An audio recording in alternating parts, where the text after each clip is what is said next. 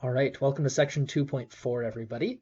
We have so far been using integrals to measure things like area and volume, but there are other geometric quantities that are of interest as well, things like length, things like surface area.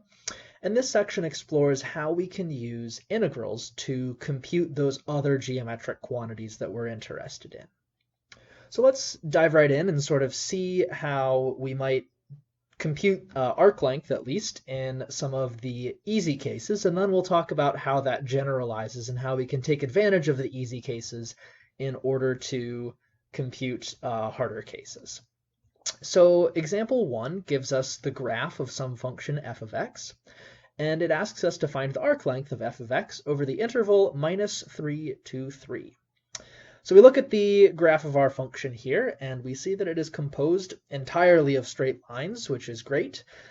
That's what makes this problem doable, at least as of now. So we look at this and we say, well, I know how to find the length of a straight line because I know the Pythagorean theorem. Namely, what we can do is we can draw a bunch of triangles here. So we can think about this triangle. We can think about this triangle, and we can think about this last triangle in order to compute the 3 side lengths that we have here. So we have a bunch of right triangles. This blue triangle here is going to have height, let's see, 1, 2, 3, 4. It has base length 2.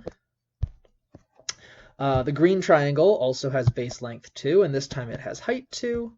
And the red triangle has base length 2 and height 1, 2, 3, and 4. Great. So what we can do is we can say, well, the hypotenuse of the blue triangle that I've drawn here, maybe we can call that length L1. We're going to have that L1 squared is equal to the square root, not square root yet, is equal to 2 squared plus 4 squared. Which is to say that L1 equals the square root of 2 squared plus 4 squared, which we can write as, let's see, 2 squared is 4, 4 squared is 16, so this is the square root of 20. If we wanted to simplify it further, we could factor a 4 out of the 20, and that would give us 2 root 5. Let's see, for the green triangle, we're going to have L2 equals the square root of 2 squared plus 2 squared this time, which is the square root of 8, which we can write as 2 root 2. And for the red triangle, we have side lengths 2 and 4, so this is going to give me L3 equals the square root of 2 squared plus 4 squared, which is equal to, again, 2 square roots of 5. Oh, I forgot to label these in the diagram. L3 is the hypotenuse of the red triangle. L2 is the hypotenuse of the green triangle. So we have the lengths of all 3 pieces, and so the total arc length is going to be equal to the sum of the 3 arc lengths. So L1 plus L2 plus L3, which is equal to, well, the sum of those 3 numbers there is we're going to have 4 square roots of 5, and we have 2 square roots of 2. Great. All right, so we've found the arc length. Relatively straightforward problem. The important thing here is to think about the fact that we were really able to take advantage of the Pythagorean theorem when computing the lengths of these different pieces, and we're going to want to continue to do that as we improve this method to more general curves. Another thing to notice here is that what we were using for the the side lengths of these triangles were the delta x and the delta y values on these various intervals. The base of the triangle here is how much x changes from -3 to -1. The height of this triangle here was the amount that y changes between the y values on between the 2 points in the curve that I care about. So let's do this a little bit more generally.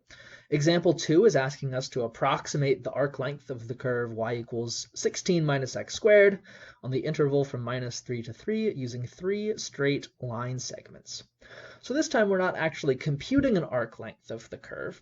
We're going to approximate it using straight line segments. We know how to compute lengths of straight line segments, so if we need to do an arc length, we can at least approximate it using those straight lines. So thinking about the picture here, we know that this curve y equals root 16 minus x squared is the upper half of a circle going from x equals minus 4 to x equals plus 4. Y equals root 16 minus x squared. And what we are looking to do is focus on the interval from minus 3 to 3. And we're looking to create some line segments that would help us figure out about what the arc length is here. So in order to use those line segments, what I'm going to do is I'm going to break up this interval from minus 3 to 3 into 3 pieces, each one corresponding to a different line segment. Since this interval has length 6 and I'm breaking it up into 3 pieces, each piece is going to have length 2. So I'm going to go from minus 3 to minus 1, from minus 1 to plus 1, and from 1 to 3. So now that I've done this, what I want to do is I want to construct the 3 line segments that pass through these various points on the curve. And this is an awful drawing, I am sorry, but you can get the idea of what the intent is here. We're going to take the secant line that passes through the x value, or the y value, we're taking the secant line that passes through the point on the curve y equals root 16 minus x squared, corresponding to x equals 3 and x equals minus 1. We're going to take the secant line now that passes through the points with x equals minus 1 and x equals plus 1. We're going to take the secant line that passes through x equals 1 and x equals 3 as well. All right, so we have the 3 line segments that we set out to compute. So if we want to think about the lengths of these 3 line segments, we again want to think about what is the change in x compared to the change in y, and the length is going to be the square root of the change in x squared plus the change in y squared. So if we were to give these points coordinates here, I have x equals minus 3, and if I use minus 3 there, and I plug that into 16 minus x squared, I get 16 minus 9, which is 7, and so that's going to be the square root of 7. The y-coordinate at x equals minus 1 is going to be the square root of 15.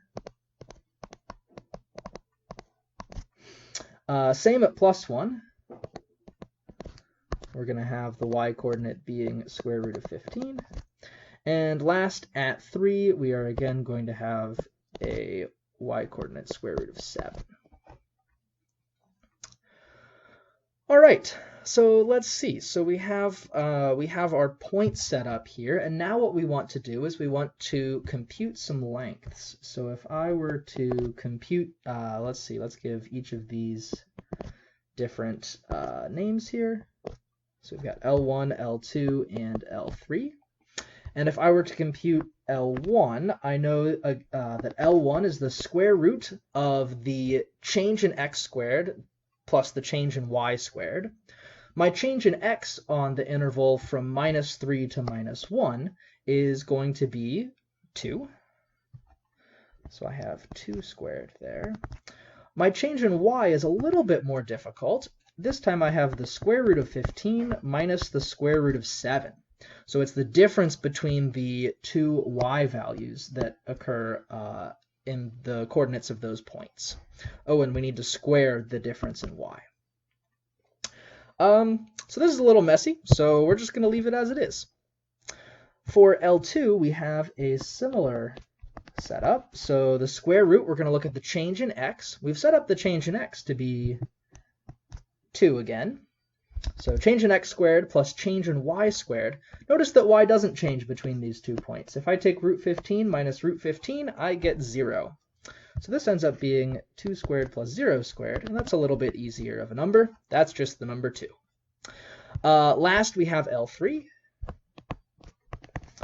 which is, again, the square root of the change in x squared. So change in x is 2 again, so that's 2 squared, plus the change in y squared. Now, again, the change in y is root 15 minus root 7, because I'm going from a point with y-coordinate root 15 to y-coordinate root 7. And so this is, again, root 15 minus root 7 squared. Again, pretty messy. We'll just leave that as it is. So what we can say then is that the total length between, on the curve, y equals root 16 minus x squared, between the x values of -1 and minus 3 and positive 3, is approximately equal to the sum of these three numbers here. So I have 2 square roots of 4 plus whatever root 15 minus root 7 squared is. And then I have an additional 2. So the length is approximately this, but this isn't, of course, the best approximation that we can do. We could certainly improve this approximation by making my delta x a little bit smaller. I could maybe make the base length of the interval equal to 1, and then I would get 2 line segments that would be closer to the curve on this first region. And I would get 2 line segments that would be closer to the curve on this region, and 2 line segments that would be closer to the curve on this region. And you can guess that we're heading towards an integral here. I mean, partially because this is Math 252, and that's what we do in this class, but also partially because it looks like we're setting up sort of a Riemann sum. We're adding up a bunch of things which represent lengths, and we're trying to figure out what happens as the partition of this interval gets smaller and smaller and smaller. The number of line segments that we have in that case goes to infinity.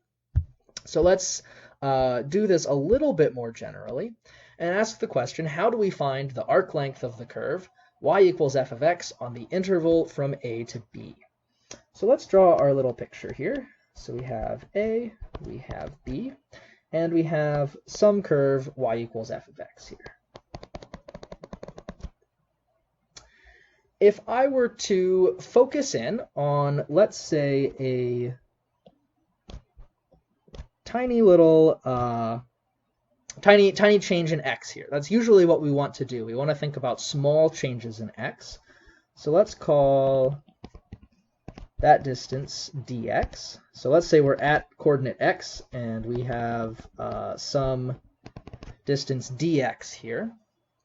What we want to do is we want to find out the length of the curve between x and x plus dx. We want to find out the length of this line segment here. So we're going to sort of blow it up a little bit. And we're going to look at kind of this box here, and we have something that looks very much like a straight line in this small box here. So this box has width dx. If I were to draw the same triangle, then what I would get is that the height of this triangle is whatever the change in y is. We could call that dy. We know from Calc 1 that if you zoom in far enough, a curve, or at least a differentiable curve, looks like a straight line. And so that's what we're doing here. We're zooming in far enough to make this thing look like a straight line. And in that case, what we can do is we can say, well, the length of this straight line has to be square root of one side length squared, so dx squared plus dy squared. And what we're doing then is we are adding up all of the lengths of each of these line segments from A to B. So we know that taking kind of the limit as the number of line segments goes to infinity, or as dx goes to 0, results in the integral from A to B of whatever the length of each line segment is. Those are the quantities that we're adding up. But this doesn't look very much like an integral that we're familiar with. I mean, it doesn't just have a dx sitting outside of it. So what I want to do here is I want to rewrite this, and I want to factor a dx squared out of this, out of the thing inside the square root. So if I factor a dx squared out of the first term, that becomes 1. Out of the second term, it becomes dy squared divided by dx squared. And this is looking a little bit better, because now what I can do is I can integrate, or I can break up the square root, so that's the square root of dx squared, times the square root of 1 plus, well, dy squared over dx squared is dy dx squared. Finally, we can take the square root of dx squared and get dx, and we have 1 plus dy dx squared dx. And now this looks like a much more familiar sort of thing to take the integral of. Here's some function. Dy dx is quite literally the derivative of y with respect to x. We're squaring that, and then we are integrating with respect to x here. So this is a really nice sort of technique that we have here, which tells us, well, here's how you compute the arc length. Right now we've written kind of the curve y as a function of x, so maybe what we want to do is be a little bit more precise, or not more precise, but we want to use different notation. So right now we've got it in sort of this nice Leibniz notation. And write this as 1 plus f prime of x squared dx. So both of these notations are completely fine. They mean the same thing. I happen to prefer the Leibniz notation a lot. You can see that it really plays nicely with sort of this integral. I mean, the fact that what we're doing here is not, I guess, rigorous math.